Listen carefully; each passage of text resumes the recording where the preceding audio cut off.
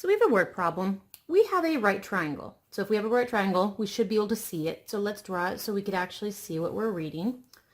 So here's my right triangle. If it's a right triangle, it has a right angle. If it is a right triangle, then I always know that the side directly opposite is the hypotenuse. From the fact that I know it's a right triangle, I have at least this. It says that theta is an acute angle, which means theta cannot be this angle because he's not acute. He's a 90-degree angle because it's a right triangle. Theta is referring to either this angle or this angle. So let's read the rest of the problem and see if it tells us which one it is. So theta is an acute angle, and I know that cosine theta is 7/10. Evaluate the other 5 trigonometric functions of theta.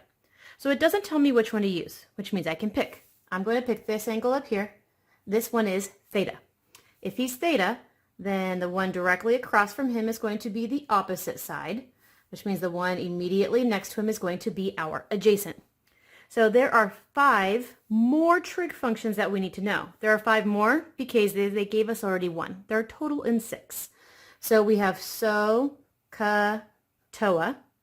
where the S for SOHCAHTOA stood for sine. We're looking at sine theta. And we know that sine represented opposite over hypotenuse. The C in SOHCAHTOA represented cosine. So we're looking at cosine of theta. Cosine of theta represented adjacent over hypotenuse. And the T, the TOA, represented tangent. So we're looking at tangent of theta. And that represented the opposite over the adjacent. These are the first 3 that we know. We are given that cosine is 7/10. The numerator of cosine is the adjacent. So I know my adjacent is 7. The denominator in cosine is hypotenuse. So I know my hypotenuse is 10. So I know 2 of the 3 sides of my right triangle. If I know 2 of the 3, then I can use a squared plus b squared equals c squared to find the third. A and b are both the legs. Since I don't know one of them, b is going to stay as b. And c is always the hypotenuse. C is 10. So we're going to go ahead and we're going to solve for b.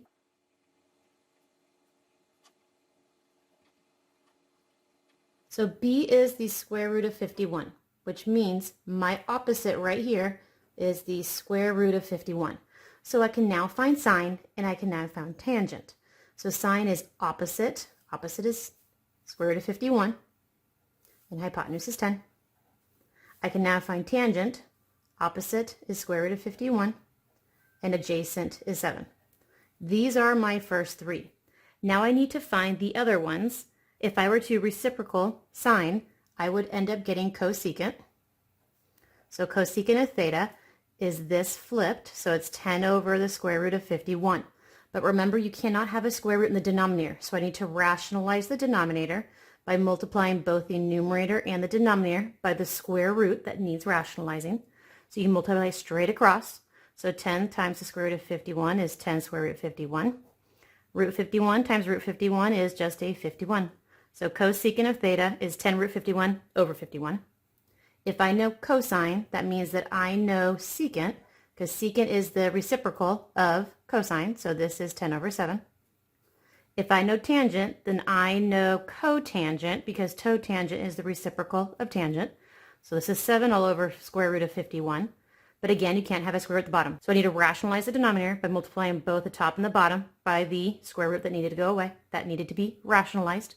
And I multiply straight across. So 7 times square root of 51 is 7 square root 51. Root 51 times root 51 is a 51. So we found our 6 trig functions. So we had a right triangle. If we're talking about a right triangle, it's best if we draw it so we can visually see it. And it's only a right triangle if it has a right angle. If it's a right triangle, then we know the side immediately across from the right angle is the hypotenuse. This is all that we know because it's a right triangle. Now it's telling us that theta is an acute angle, and that sine of that angle is 4 over 7. So we get to pick which one of these acute angles. We'll pick this one. If this is theta, the one immediately across from it is going to be opposite, which means the only one next to it will be adjacent. We have sine being 4 over 7. So we need to be able to use this with our other 5 trig functions. So if you remember, we have S for so, C for ka, and ta. So SOHCAHTOA. Tangent was TOA. So if sine was so we have so it's opposite over hypotenuse. Ca, adjacent over hypotenuse. SOHCAHTOA, which meant opposite over adjacent. If you need to visually see it, you could always write it at the very top of your paper. So SOHCAHTOA. Sine is opposite over hypotenuse. Cosine is adjacent over hypotenuse. And tangent is opposite over adjacent. So SOHCAHTOA. If I know SOHCAHTOA, then I know its three reciprocal fractions as well. The reciprocal of sine is cosecant, and it's hypotenuse over opposite. If I know cosine, then I know secant, which is hypotenuse over adjacent, because it's the reciprocal. And if I know tangent, then I know cotangent, adjacent over opposite, because it's reciprocal. So we do already know one of these six. One of the six we know is sine. Sine is 4 over 7. The 4 is in the numerator of the sine, which represents opposite. So that meant my 4 is an opposite. 7 is in the denominator with hypotenuse, and then 7 was the hypotenuse.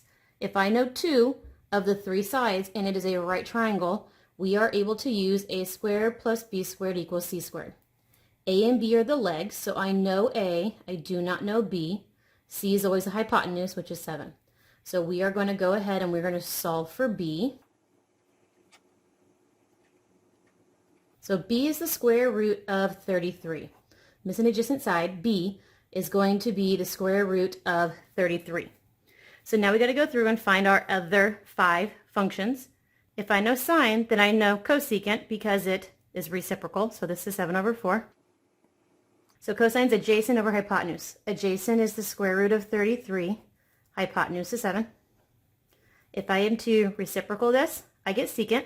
So 7 over square root of 33, except for I'm not allowed to have a square in the denominator. I need to rationalize the denominator by multiplying both the numerator and the denominator by the item that needed rationalizing. So 7 times root 33 is 7 root 33. Root 33 times root 33 is just 33. So secant of theta is 7 root 33 all over 33. Tangent is opposite. Opposite was 4. Adjacent was root 33. We're not allowed to have a root in the denominator, so I'm going to need to rationalize again. So multiply both the numerator and the denominator by the root 33. So I have 4 root 33 all over root 33 times root 33 is 33. And then if this was tangent, if I reciprocal that, I end up getting my cotangent. So I have all 6 of the trig functions I was asked to find. So we are being asked to find all 6 trig ratios from this right triangle. If it is a right triangle, the side immediately opposite the right angle is going to be our hypotenuse. The theta angle is what's going to tell us which one is opposite and which one is adjacent. The one immediately across from the theta angle is always the opposite, and the one next to it is always the adjacent. There are 6 trig functions. We have sine, cosine, and tangent.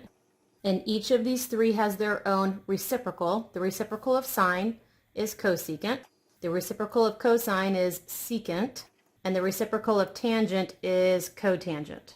Because of SOHCAHTOA, I know sine is opposite over hypotenuse.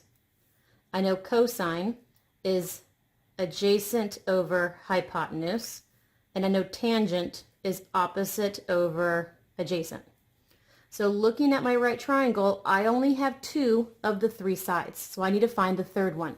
So we're going to use a squared plus b squared equals c squared, where I know a, I do not know b, but I also know c. And we're going to go ahead and solve for b.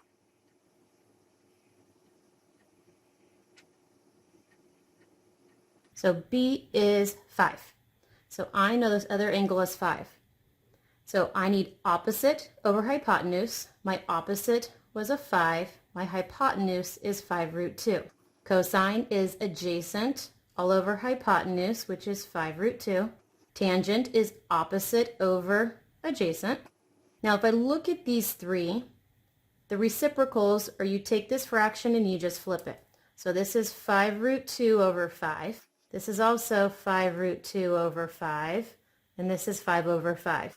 Now if you stop here, you have identified, but you have not fully simplified your problem.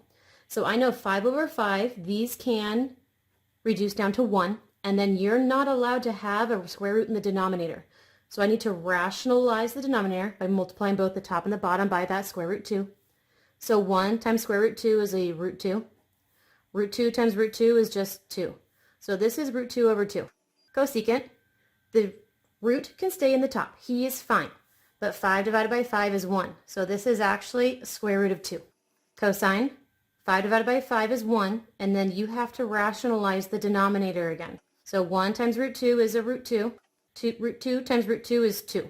5 divided by 5 is 1. 5 divided by 5 is 1.